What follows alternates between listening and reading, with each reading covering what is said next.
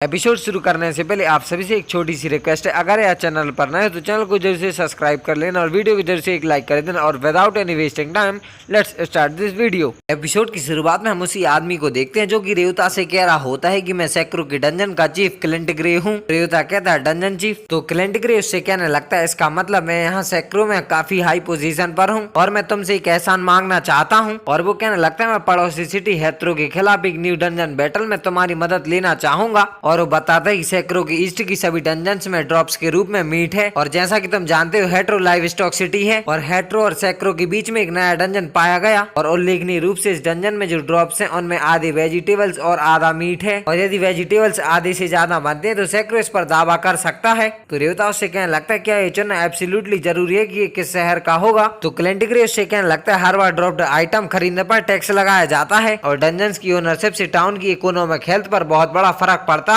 और ये सब वो रेवता से जोर जोर से कह रहा होता है। तो रेवता से सॉरी कहने लगता है, पर क्लिंट ग्रे उससे कहने लगता है नहीं, मैं अपना संयम खोने के लिए माफी चाहता हूँ। और ये कह के वो वहाँ रखी शक्कर को उठा के खाने लगता है। और ये देख कर रेवता चौंक जाता है, पर क्लिंट ग्रे कहने लगता है शुगर बेस्ट है। और फिर वो रेवता से कहने लगता है वैसे ही वेजिटेबल्स और मीट समान अनुपात में ड्रॉप्ड किए जाते हैं और हमने इसकी ओनरशिप इस आधार पर निर्धारित करने का निर्णय लिया कि किसी ज्यादा रेयर ड्रॉप्स मिलते हैं और यही कारण है कि तुम अपनी स्ट्रेंथ और ड्रॉप रेट्स के लिए प्रसिद्ध हो। और मैंने मदद के लिए तुम्हें चुना और बेशक मैं तुमसे इसे फ्री में करने के लिए नहीं कहूंगा। और अगर हम हार गए तो भी तुम्हें आर्थिक इनाम मिलेगा और यदि हम जीतते हैं तो अब से तुम्हें मिलने वाले सभी ड्रॉप्ड आइटम्स टैक्सेशन से मुक्त होंगे। तो क्या कहते हो, क्या तुम एक्सेप्ट करोगे? और फिर हम देखते हैं रेवता कहते हुए जा रहा होता है मेरे काम को पहचान मिलना और उस पर इस तरह निर्भर रहना मुझे अच्छा लगता है। तो मुझे मेरी गन्स चाहिए और मेरे पास ढेर सारी स्पेशल बुलेट्स तैयार होनी चाहिए। और वो कहने लगता है कि ऐसा महसूस हो रहा है जैसे कि मैं किसी बिजनेस ट्रिप के लिए तैयार हो रहा हूँ और उस समय मैंने बहुत कड़ी मेहनत की थी और अपनी ही सीमाओं को बहुत आगे बढ़ा दिया, लेकिन अब एमिली मेरे साथ है। और ये कह के वो वहाँ से भाग के जाने लगता है। और फिर हम देखते हैं रेवता ने एमिली को सब कुछ बता दिया होता है और वो उससे कहने लगता है तो मैं इस न्यू डंजन में जा रहा हूँ। तो एमिली उससे कहने लगती है अमेजिंग योद्धा और नेपच्यून ग्रुप की तरह किसी डंजन का निरीक्षण करने के लिए कहा जाना बहुत बड़ी बात है। तो रेवता कहने लगता है हाँ, नेहो नेम के साथ भी ऐसा ही था, है ना? तो एमिली उससे कहने लगती है समझी, जब तुम दूर हो तो फोर्ट को मैं संभाल कर रखूं। पर रेवता उससे कहने लगता है नहीं, मैं चाहता हूँ कि तुम मेरे साथ आओ। पर एमिली उससे कहने लगती है लेकिन मैं वहाँ किसी काम नहीं आऊंगी। तो रेवता उससे कहने लगता है ये सच नहीं है और मैं चाहता हूँ कि तुम मेरे साथ आओ। तो एमिली मान जाती है और तब ईवे उठकर उससे कहने लगती है तुम गाजर के बारे में क्या करोगे? तो रेवता उससे कहने लगता है ठीक है, जाने से पहले तुम्हें जितनी जरूरत होगी हम उतनी ले लेंगे। और फिर हम रेवता और एमिली को एक जगह पर देखते हैं। रेवता कह रहा होता है यहाँ कुछ भी नहीं है। तो एमिली उससे कहने लगती है केवल हवा, पानी और अर्थ ही ऐसी चीजें हैं जो स्ट्री नहीं बनती और टाउन्स और डंजन जैसे बहुत से लोगों वाले स्थानों के अलावा हर जगह ऐसा ही है। तो रेवता कहने लगता है ये दुनिया बड़ी अजीब है। और वो एमिली को देखकर कहने लगता है तुम क्या कर रही हो? तो एमिली उससे कहने लगती है एक टाउन से दूसरे टाउन की यात्रा करना कठिन है और यदि कोई हमारे बाद यहाँ से होकर ट्रेवल करेगा तो मुझे उम्मीद है कि इससे उन्हें थोड़ा उत्साह मिलेगा। और ये कह के वो एक पत्थर से जमीन पर कुछ बनाने लगती है और थोड़ी देर में वो उसे कंप्लीट कर देती है। तो उसे देखकर रेवता कहने लगता है ये क्या है? तो एमिली उससे कहने लगती है ये मिस्टर बीन स्प्राउट है और बीन स्प्राउट्स एनर्जी का सोर्स है। तो रेवता कहने लगता है अच्छा ऐसा है तो फिर मैं भी कुछ बनाऊंगा। और ये कह के वो भी जमीन पर कुछ बना देता है। तो एमिली उसे देखकर कहने लगती है वो एक क्यूट बीन स्प्राउट है। तो रेवता उससे कहने लगता है तुम्हारा भी क्यूट है। तो एमिली पत्थर से और भी कुछ बना देती है और वो कहने लगती है अब ये परफेक्ट है। और फिर वो दोनों वहाँ से जाने लगते हैं और हम देखते हैं एमिली ने रेवता की बीन स्प्राउट के दोनों हाथ बना दिए होते हैं और वहाँ पर लिख दिया होता है तुम कर सकते हो। और फिर हम देखते हैं एमिली और रेवता ने एक जगह पर टेंट लगा लिया होता है और एमिली कह रही होती है यहीं पर मुझे अपनी स्किल्स दिखाने का मौका मिलता है। और वो रेवता से कहने लगती है क्या तुम प्लीज जाकर थोड़ा पानी ला सकते हो? तो रेवता हाँ कहता है और ये कह कि वो दोनों वहाँ से चले जाते हैं। रेवता नदी से पानी भर के लाने लगता है और वो कहने लगता है अब मुझे एमिली के साथ एक घर में रहने की आदत हो गई है और मुझे भी गाजर ढूंढने के लिए जल्दी उठना पड़ता है और मुझे उम्मीद है कि मुझे उनमें से काफी कुछ मिल गया है। और तभी एमिली उससे कहने लगती है योदा ये सब हो गया? तो ये सुनकर रेवता टेंट के अंदर जाके देखता है और वो वहाँ पर मौजूद सब कुछ देखकर चौंक जाता है और कहने लगता है ये सब क्या है? और फिर वो बैठ के पिज्जा खा रहा होता है और उसे बहुत अच्छा लग रहा होता है। लेकिन वो एमिली से कहने लगता है आखिर तुमने ये सब कैरी कैसे किया? तो एमिली उसे बताती है मैंने इसे अपने बैकपैक में पैक कर लिया और ये काफी भारी था। तो रेवता अपने मन में कहने लगता है उसके पास वास्तव में किस प्रकार का बैकपैक है। और तभी एमिली उससे कहने लगती है डिनर के बाद मिठाई भी, और ये कह कि वो उसे मिठाई भी खाने के लिए देती है। तो रेवता उसे देखकर खुश हो जाता है और एमिली उससे कहने लगती है हम एक साथ अपनी पहली ट्रिप पर इसीलिए मैं बहुत खुश थी। और ये कह कि एमिली स्माइल करने लगती है और फिर एमिली उससे कहने लगती है मैं हमारा कचरा जलाने जा रही हूँ। पर रेवता उससे कहने लगता है इसे बाहर मत फेंको। तो एमिली उससे कहने लगती है मैं ऐसे भस्म कर रही और टाउन में ऐसे लोग हैं जो हमारे लिए करते हैं, लेकिन ऐसे समय में हमें ये खुद करना होगा और हम नहीं चाहते कि चीजें स्ट्रेस में बदलें और कचरे से आने वाले स्ट्रेस वास्तव में स्ट्रांग होते हैं, इसीलिए कचरा जलाना महत्वपूर्ण काम है। पर रेवता उससे कहने लगता है अगर मैं उन स्ट्रेस में से एक को मार डालूं तो क्या तुम्हें लगता है कुछ हो सकता है। और फिर हम देखते हैं रेवता और एमिली उस कचरे को छुप कर देख रहे होते हैं और वो कचरा एक मॉन्स्टर में बदल जाता है जिसे फ्रैंकस्टीन कहते हैं। और तभी एमिली उस पर अपने हथौड़े से अटैक कर देती है, पर वो एमिली के हथौड़े को अपने एक हाथ से रोक लेता है और तभी रेवता एमिली को पीछे हटने के लिए कहता है और वो उस फ्रैंकस्टीन पर फायर बुलेट फायर कर देता है, लेकिन उस मॉन्स्टर को ज्यादा कुछ भी नहीं होता है। तो ये देखकर रेवता अपनी दूसरी गन निकाल लेता है और वो अपनी दोनों गन से उस फ्रैंकस्टीन पर फ्यूज बुलेट फायर करता है, तो फ्रैंकस्टीन जल के पूरी तरह से खत्म हो जाता है। और रेवता कहने लगता है वे फ्यूज्ड बुलेट से वास्तव में काम आने वाली हैं। तो एमिली उससे कहने लगती है हाँ वे अमेजिंग है। और तभी रेवता को ड्रॉप आइटम में कुछ मिलता है और फिर हम देखते हैं रेवता और एमिली एक गाजर को छुप कर देख रहे होते हैं और वो गाजर एक स्लाइम में बदल जाता है। तो रेवता उस पर एक हरे कलर की बुलेट फायर कर देता है, पर वो स्लाइम इधर उधर होने लगता है, लेकिन वो बुलेट भी अपना डायरेक्शन चेंज करने लगती है और स्लाइम को मार देती है। और रेवता एमिली से कहने लगता है असल में ऐसा लगता है जैसे बुलेट ने स्लाइम का पीछा किया हो और ये होमिंग बुलेट है। तो ये सुनकर एमिली कहने लगती है योदा को एक और खतरनाक हथियार मिल गया। और फिर हम देखते हैं रेवता कह रहा होता है तो ये सेलन है सैक्रो और हेत्रो के बीच में नया डंजन। और एमिली कहने लगती है यहाँ बहुत बिजी है। तो रेवता उससे कहने लगता है हाँ क्योंकि दोनों टाउन से लोगों को भेजा गया है। और तभी रेवता वहाँ पर बहुत सारा कचरा देखता है और वो कहने लगता है क्या इसे वहीं छोड़ देना ठीक है। तो एमिली उससे कहने लगती है ये शायद ठीक है क्योंकि यहाँ बहुत सारे लोग हैं, लेकिन ये अभी भी टिक टिक करते टाइम बम की तरह डरावना है। और वो दोनों वहाँ पर एक लड़की को देखते हैं जो कि अपने फायर मैजिक से वहाँ के कचरे को जला रही होती है और उसे देखकर एमिली कहने लगती है उसे सारा कचरा इकट्ठा करने और उसे जलाने का इंचार्ज होना चाहिए और क्या इनक्रेडिबल मैजिक पावर है। और रेवता कहने लगता है अगला कचरे का ढेर पहले से ही इतना बड़ा है। और वो अपने मन में कहने लगता है वो इस प्रकार के कचरा प्रोडक्शन को झेलने के लिए पर्याप्त रूप से जल नहीं सकती। और रेवता देखता है कि उस लड़की की आंखों के नीचे डार्क सर्कल्स हैं, तो वो एमिली से कहने लगता है हमें उसे अभी रोकना होगा। और रेवता अपने मन में कहने लगता है 1 महीने में 100 घंटे से ज्यादा ओवर टाइम करने वाले लोग ऐसे दिखते हैं। और फिर वो दोनों उस लड़की के पास भाग के जाते हैं और एमिली उससे कहने लगती है तुम ठीक हो। पर वो लड़की उससे कहने लगती है यदि तुम्हारे पास कचरा है तो उसे यहीं ले आओ। तो एमिली उससे कहने लगती है जरूर, लेकिन तुम्हें थोड़ी देर आराम करना चाहिए। तो वो लड़की उससे कहने लगती है थैंक यू, लेकिन मैं ऐसा नहीं कर सकती और मुझे तुरंत कचरा जलाना होगा और मैं ठीक हूँ। और ये कह के वो लड़की फायर मैजिक यूज करने लगती है, पर वो उस मैजिक को यूज नहीं कर पाती और बेहोश होकर जमीन पर गिरने लगती है। पर तभी रेवता आके उसे पकड़ लेता है और वो कहने लगता है तुम ठीक हो। और ये एपिसोड यहीं पर खत्म हो जाता है। आई होप आपसे वीडियो पसंद आई होगी। तो मैं मिलता हूँ किसी अगले एपिसोड के साथ बहुत जल्द। तब तक के लिए